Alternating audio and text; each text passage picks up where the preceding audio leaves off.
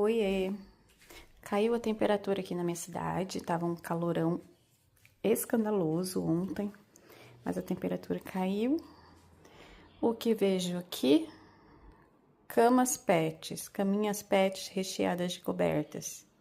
Mas as caminhas estão vazias. Sabe por quê? Porque eles preferem o meu sofá.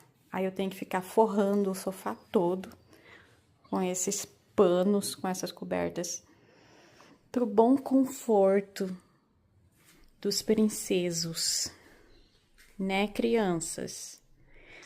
Gente, a nossa sala já está isolada da cozinha, parede nova, porta de correr nova. Uma reforma concluída, primeira reforma concluída. Levantamos a parede, colocamos uma porta de correr para isolar a sala da cozinha.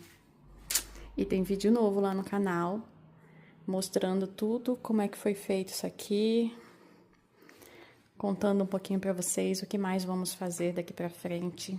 Então, corra lá pro nosso canal, Suzy Sanches, para assistir o vídeo que saiu hoje sobre a reforma da nossa casa. Beijo meu e dos pets.